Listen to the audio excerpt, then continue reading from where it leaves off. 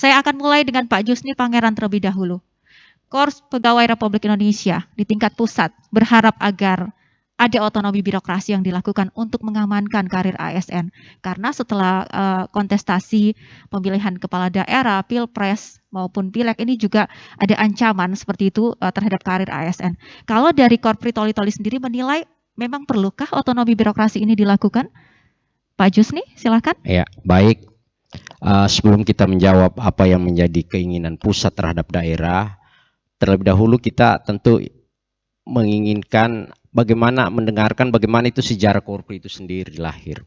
Keberadaan saya di sini selaku wakil ketua Korpri. Oleh karena itu, yang pertama kita harus pikirkan cikal bakal lahirnya Korpri ini adalah ingin mempersatukan birokrasi seluruh yang ada di daerah maupun yang di pusat agar tidak dimanfaatkan oleh kepentingan-kepentingan politik. Itu satu.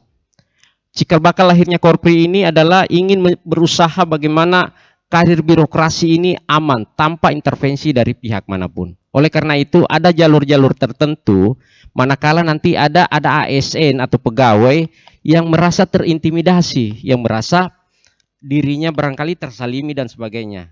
Keberadaan Korpri di sini mencoba memfasilitasi ke jenjang yang lebih tinggi. Ada KSN di pusat. Ada tingkatan-tingkatan di daerah, Bawaslu, Bawasda dan sebagainya untuk bagaimana mengakomodir kepentingan ini. Saya pikir kalau memang ini mempererat hubungan birokrasi di tingkat daerah, provinsi dan pusat, saya pikir tidak ada masalah. Cuman perlu dipahami bahwa Korpri ini bukan lembaga tanding yang harus ada untuk melawan penguasa-penguasa, bukan. Mencoba menetralisir keadaan ini, menjernihkan situasi dengan harapan kerja-kerja birokrasi, kerja-kerja pegawai negeri itu sifatnya positif, melayani masyarakat, fokus itu.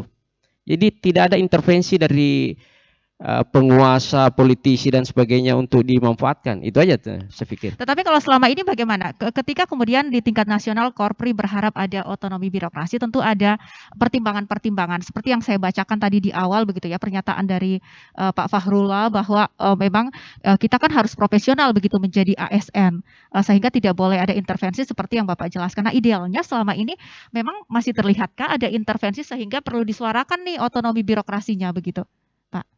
Kesan sih, kalau untuk Toli-Toli saya pikir tidak. Cuman untuk daerah lain. Kesannya seperti itu ketika kita melihat media-media sosial yang ada bahwa ada tekanan-tekanan dari penguasa ketika dia menjabat jadi bupati, wali kota dan sebagainya. Oleh karena itu, keberadaan Korpri ini memang sangat-sangat ada dan penting untuk memediasi. Sifatnya itu aja, memediasi. Jangan sampai ada kesan tersalimi. Karena Korpri ini adalah lembaga ASN yang terbesar. Kita saja di Kabupaten Toli-Toli ini kurang lebih 6.000 pegawai, 6.000 sampai 7.000 pegawai. Nah, kalau ini mandek, kalau ini tidak bekerja secara maksimal, yakin saja visi dan misi bupati itu akan tidak tercapai. Alhamdulillah untuk Kabupaten Toli-Toli, visi dan misinya ini sangat-sangat menunjang dengan keadaan yang ada sekarang, apalagi dengan terburuknya ekonomi misalnya. Oke, artinya kalau untuk Korpri Toli-Toli menganggap ini tidak perlu dilakukan begitu otonomi birokrasi karena sudah ideal begitu untuk Toli-Toli. Iya sih.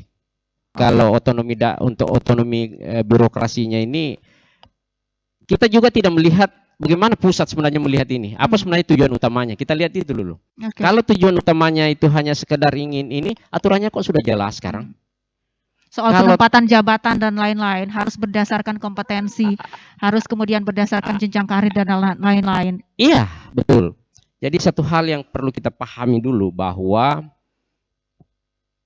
jabatan itu bukan hak. Ya, jabatan bukan hak pegawai.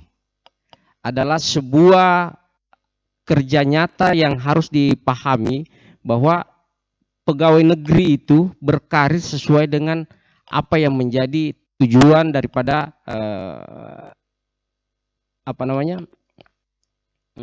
kerja-kerja pegawai itu sendiri, ya jelas sekali.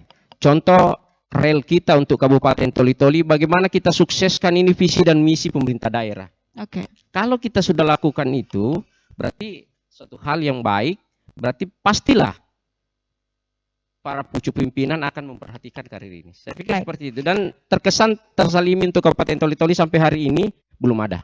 Oke, Iya. baiklah. Saya kemudian ke Pak Ari terlebih dahulu dari